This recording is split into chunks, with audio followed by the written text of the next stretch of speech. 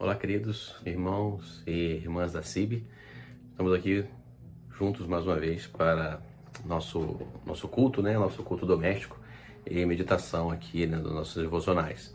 Então a gente tem trabalhado mais recentemente com esse livro, Santificação Profunda.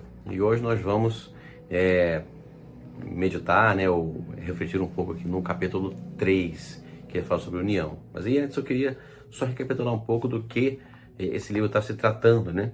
E o que a gente já viu até agora. Então ele trata aqui sobre a santificação profunda e sobre justamente a gente continua nesse nosso projeto, vamos dizer assim, né? De desenvolver a piedade, né? Então vocês vão lembrar dos últimos livros que nós trabalhamos, falando justamente sobre crescimento na piedade, sobre desenvolver atitudes piedosas, como fazer isso, né? E aqui ele também traz um pouco dessa abordagem, só que ele enfatiza um pouco aqui, não tanto aquilo que a gente pode fazer, né? Mas no aspecto de como isso é feito. E isso é muito interessante, eu acho que gostei. Mas aí, com relação ao crescimento, o que ele diz, né? Será que precisa crescer mesmo? Ele traz alguns textos logo de início, 2 Pedro 3,18, que diz assim, ó: crescer na graça e no conhecimento do nosso Senhor e Salvador Jesus Cristo. Efésios, Paulo vai dizer, cresçamos em tudo, Efésios 4,15. Então a pergunta não é se a gente precisa crescer, a pergunta é como nós podemos crescer. E ele deixa claro, né, que o argumento básico do livro é que mudar, né, ou crescer, não é uma questão daquilo que a gente pode acrescentar àquilo que a gente faz, mas é um aprofundamento daquilo que a gente faz. E ele começa o primeiro capítulo do livro, foi falando justamente sobre, se a gente quer falar de santificação, de crescimento, a gente tem que começar pelo aquilo que é essencial, primordial, que é o próprio Cristo, né? Então ele é a razão, ele é o alfa, o ômega, o princípio e o fim, ele é a razão de estarmos aqui, e qualquer tipo de santificação, projeto, de desenvolvimento, de crescimento tem que começar por Cristo, lógico. E o primeiro capítulo ele fala de Cristo. No segundo capítulo, que é o capítulo que o Hugo trabalhou na semana passada, eu achei muito pertinente, o título do capítulo é Desespero. E a ideia ali é o seguinte: ninguém pode começar a jornada cristã enquanto não chegar nesse ponto de desespero. Em que sentido? Desespero de tomar a consciência e de ter chegado ao ponto de entender de que a gente não tem condições nenhuma de salvar a nós mesmos. O desespero é aquele caracterizado pela pessoa que reconheceu que ela é incompetente para viver uma vida piedosa por si mesma, ela é incompetente para salvar a si mesma, ela é incompetente para viver uma vida de santidade, de santificação profunda. Ela chegou ao ponto que é aquele ponto, por exemplo, da parábola do fariseu publicano, né? O que é o desesperado? É aquele que bate no peito e fala: Senhor, Senhor, tem misericórdia de mim. E é isso que no capítulo 2 o Hugo destacou na semana passada, né? Então todos nós precisamos chegar nesse ponto de desespero, de entender que nós somos pecadores e que nós não podemos nada por nós mesmos. E aí a gente chega no capítulo 3, que de novo está desenvolvendo uma questão de santificação profunda, começou com Cristo, com o desespero. E aí como a gente resolve esse desespero. E é o capítulo 3 que fala sobre a união, e essa união não é uma união com nossos irmãos apenas, não é uma união simplesmente com a igreja, é uma união muito mais profunda, que é a nossa união de verdade com Cristo. Então é essa união que proporciona todas as coisas para nós, né? Ele traz um dado interessante, diz que no Novo Testamento se refere à união em Cristo mais de 200 vezes.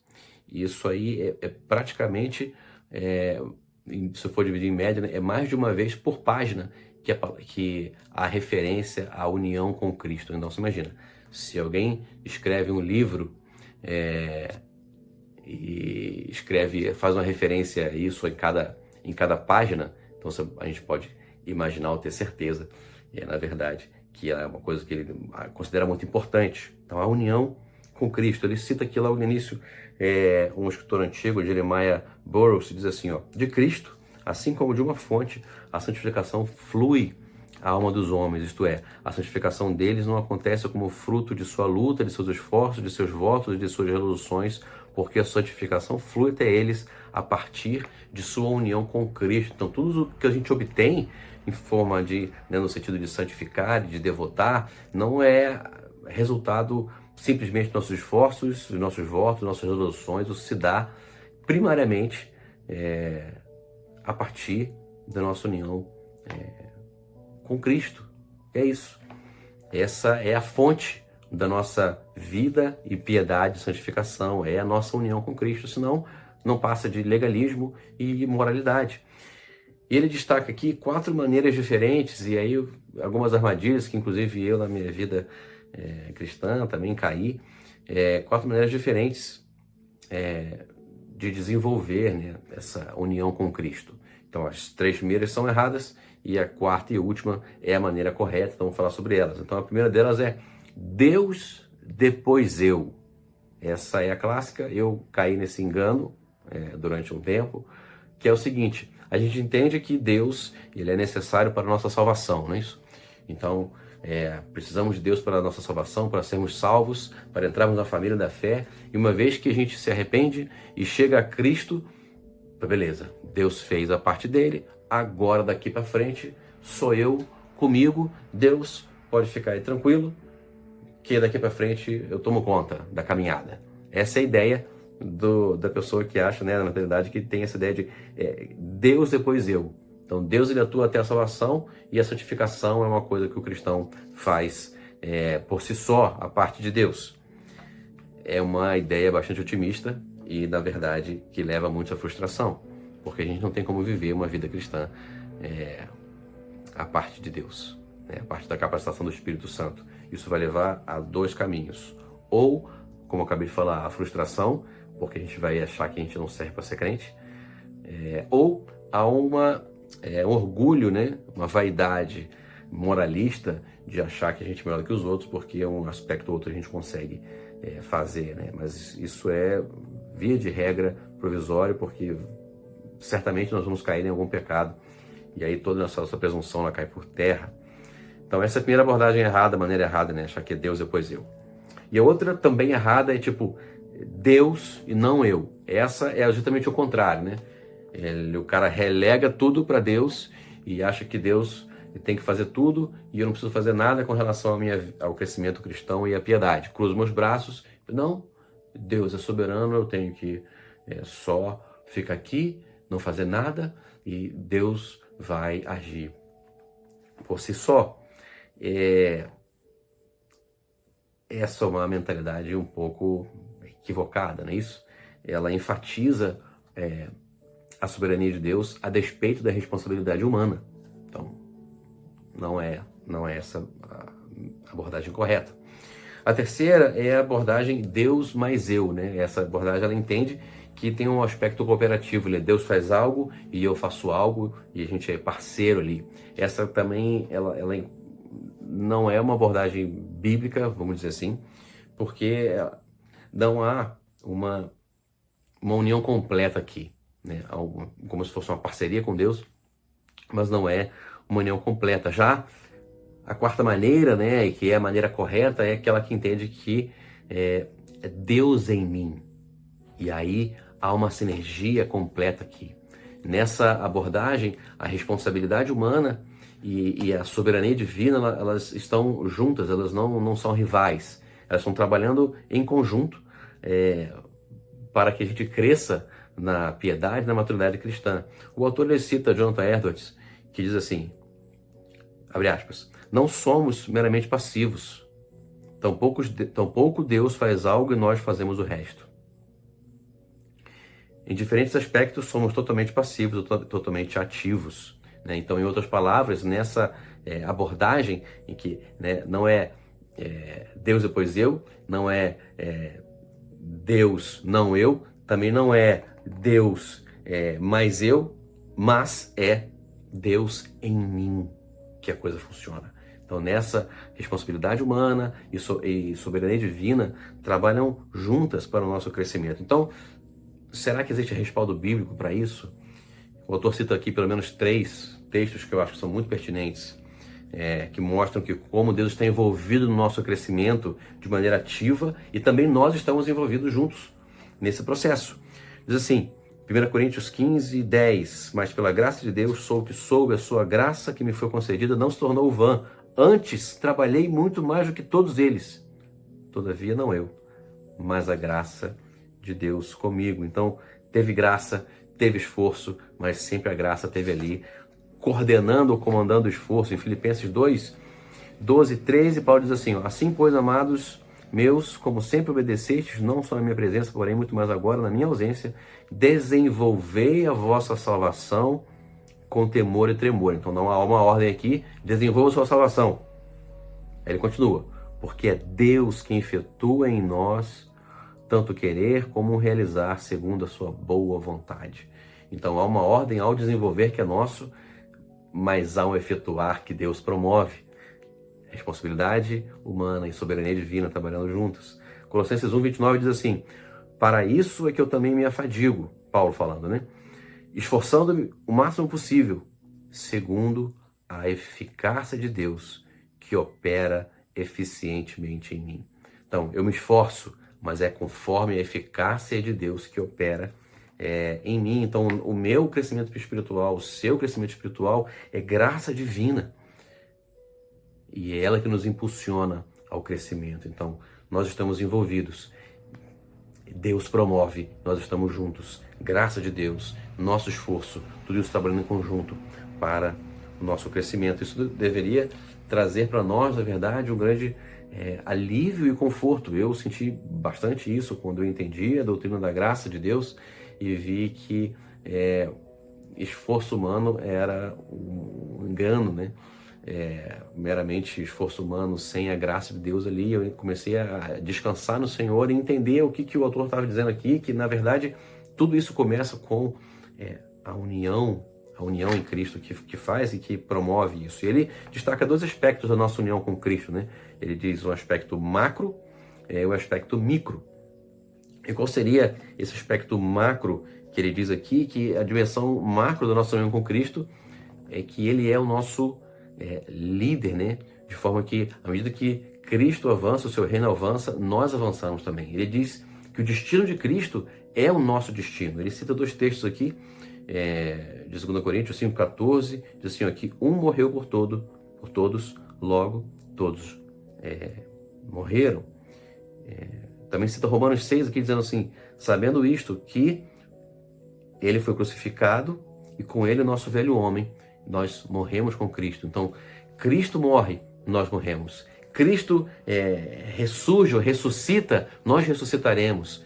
Cristo reinará por toda a eternidade, nós estaremos com Ele também. Então, o destino de Cristo é o nosso de Cristo. Então, nesse sentido, nosso destino é o destino dele. Então, só há dois destinos possíveis, né, para toda a humanidade. Ou estar em Cristo, ou estar em Adão. A Bíblia ensina que, assim como em Adão todos morrem, assim também todos serão vivificados em Cristo. Ou a gente segue o destino de Cristo e será vivificado e viveremos com Ele por toda a eternidade, ou estamos em Adão e morreremos por toda a eternidade. Mas ele destaca também um aspecto micro dessa união. E aí ele mesmo diz que é um pouco difícil de explicar isso, e aí a Bíblia traz algumas imagens, tem alguns paralelos para tentar explicar essa nossa união pessoal com Cristo. Diz assim, né, que temos imagens como a vinha e os seus ramos, ou a cabeça e as demais partes do corpo, ou um noivo e sua noiva. Em todos os casos há uma união orgânica e íntima, um compartilhamento de propriedades, uma unidade. A vinha dá vida aos ramos, a cabeça direciona e cuida das partes do corpo, e o esposo alimenta e cuida de sua esposa. Então esse aspecto da nossa união também íntima e pessoal, né? Não é apenas uma união no sentido macro de destino, mas há uma união íntima e pessoal nossa com Cristo, nosso relacionamento íntimo e pessoal com Ele. Mas o que isso tem a ver com as doutrinas da salvação que vão ser desenvolvidas, né, ao longo do livro? Ele cita Calvino, ele diz aqui que essa união com Cristo é a doutrina que inclui todos os benefícios da salvação. Então Calvino diz assim, temos que compreender que enquanto Cristo estiver fora de nós e nós estivermos separados dele, tudo que ele sofreu e fez pela salvação da raça humana permanece inútil. Então é a partir da nossa união com Cristo que nós obtemos todos esses benefícios da salvação. Então é a partir da nossa união com Ele que nós obtemos todos esses benefícios. Quais são eles? Ele cita aqui justificação, santificação, adoção, reconciliação, redenção, libertação, novo nascimento, iluminação e ressurreição. Todas essas coisas, meus irmãos e minhas irmãs, são nossas se nós estamos em Cristo. Então não é uma coisa ou outra. Então eu estou em Cristo, ganhei metade do pacote. Não, é tudo ou é nada. Ou nós estamos em Cristo e nós temos todos esses benefícios, ou nós não estamos em Cristo e nós não temos salvação e não temos nenhuma desses benefícios. E aí, por fim, ele destaca, que, de novo, que a ênfase do livro é que o crescimento cristão não consiste na tarefa de acrescentar, mas de nos aprofundar. Então, você pode pensar, Felipe, então, se nosso crescimento é graça, depende do Senhor, Ele impulsiona o nosso esforço, então, se eu não tiver vontade de fazer nada, então está tudo certo, eu posso ver uma vida de pecado, já que eu estou seguro nele. Não é esse o ensino bíblico, Inclusive, ele destaca algo, ele dá uma ilustração que eu achei bem interessante, diz assim que é como se nós todos fôssemos mendigos, Estávamos morrendo de fome na rua.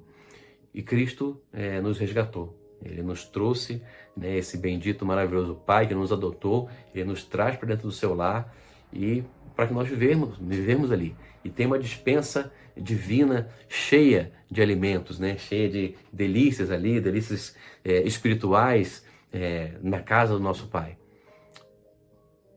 Contudo, imagina que a gente vai, mesmo com essa dispensa cheia, nós vamos sair, vamos fugir de casa e a gente volta para a mendicância e volta para se alimentar no lixo. É basicamente isso que, caso a gente indo para a casa do Pai, a gente comece a pecar de novo, ou viver uma vida de pecado, não faz o menor sentido. Então, não faz sentido a gente simplesmente estar em Cristo, depois abandonar e começar a viver em pecado. Temos uma dispensa de alegria e de satisfação plena na casa do nosso Pai. E para concluir, ele traz algumas palavras de encorajamento para nós, eu acho bastante pertinentes, que, bom, essa nossa união com Cristo ela é a garantia, Você lembra que nós meditamos isso quando expomos ali a primeira carta de Pedro, logo no iniciozinho, sobre a esperança, essa verdadeira, que Deus ele está conosco e essa nossa união com Ele é garantia de que nós chegaremos lá, é garantia de que nós não estamos soltos nesse mar revolto, Deus é o capitão do nosso barco e Ele vai conduzir a nossa embarcação, mesmo turbulenta ali, até o porto seguro. Isso é alegria, é esperança, é descanso para nós, não é isso? Ele caminhará com você até o céu. Ele não apenas está com você, Ele está em você e você nele. Ainda por mais forte que o pecado pareça, o vínculo da nossa união com Cristo é mais forte. Então viva o restante da sua vida consciente de sua união com o príncipe do céu. Você e eu fomos fortalecidos com poder para lutar contra o pecado e vencê-lo. Pois o poder que ressuscitou Jesus Cristo dentre os mortos reside em mim e reside em você também. Então, você não está sozinho, você não está isolado. Se você é um cristão, você está em união com Cristo. Cristo está em você. Quando você pecar, não desista. Permita que Ele o levante, firme os seus pés novamente e renove a sua dignidade. Então, lembre-se, a esperança não é a gente conosco mesmos. A esperança é Cristo em nós. A esperança da glória. Que nós possamos nos fortalecer em nossa união com Cristo. E aí sim, crescimento espiritual, santificação, vida piedosa fluirão dessa nossa união com Cristo. Amém? Vamos orar rapidinho.